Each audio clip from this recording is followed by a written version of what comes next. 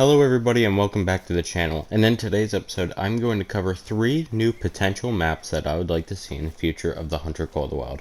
Before I do, be sure to comment below what map you would like to see, or even just animals that should be added to the game. If you do like today's video, make sure to go down below and drop a like. If you are interested in seeing more of my videos, make sure to subscribe to the channel so that you do not miss any new uploads. And with that, let's get into the video.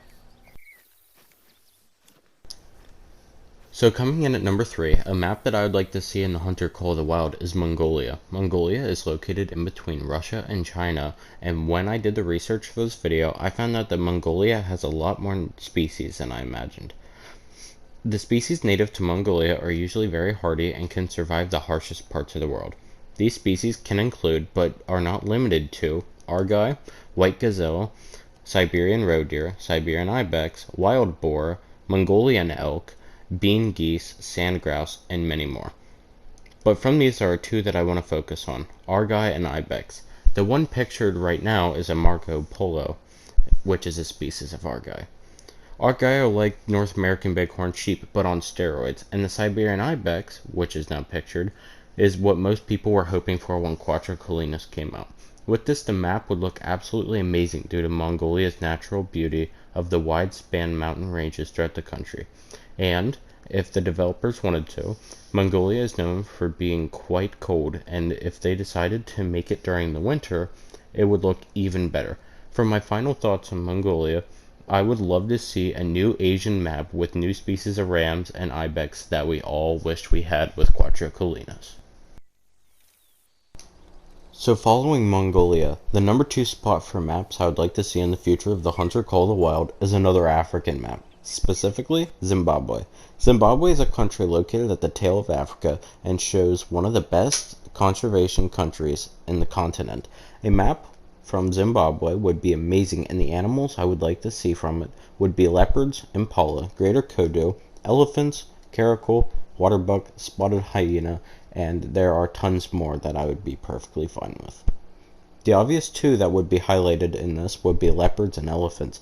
Both are considered controversial species, but would truly push the Hunter Call of the Wild to the next level. For scenery, Zimbabwe has 3 major landforms, which are the plateau, mountains, and forested valleys. This would be a good candidate for an African map, because unlike Virunga Savanna, which seems mostly like grass and dry, Zimbabwe is not very dry, nor is it really much of grasslands, but it is very forested and very green. Therefore, I believe that Zimbabwe would be a great second African map that we all want to see. So finally, the map that I would like to see the most in the Hunter Call of the Wild is Northern Alaska. Just for a little bit of background, I have an obsession over Alaska, and one day I would like to own property and be able to hunt on it in the great state. With this, I have done tons, I mean lots of research on everything from flora, fauna, and landscapes of the frozen state. When Call of the Wild first released Yukon Valley, I was quite happy because they added a lot of the animals that I one day would like to see in person. But when you go to the northern part of Alaska, it's a whole different story. So in northern Alaska, the species I would like to see are mountain caribou, wood bison, wolverine, ptarmigan, muskox, Dall sheep, polar bear, moose, snowshoe hare, and just like with Africa, I'm fine with a lot of other animals.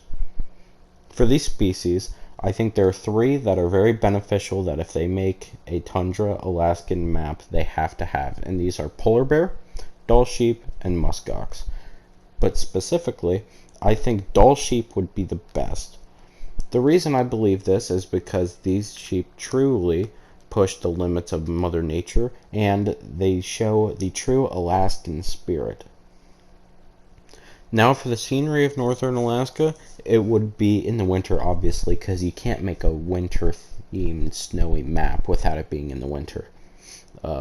So the thing that I really imagine when I see it is the snow-capped mountains that are surrounded by the monstrous glaciers, and then you have the thick pine trees that stretch as far as the eye can see, and frozen rivers and seas that line the valleys of those mountains. Then past the mountains, a cold, treeless tundra where the polar bears, muskox, and many other species live. Therefore, to finally conclude, the map I would like to see the absolute most in the Hunter Call of the Wild is frozen lands of northern Alaska. So let me know, guys, what maps you are most interested in, or if you like the ideas of any of the maps I covered today. If you liked today's video, make sure to go down below and hit the like button, and subscribe to the channel so that you're not missing any of my videos. I wish you all happy hunting, and peace out, everybody.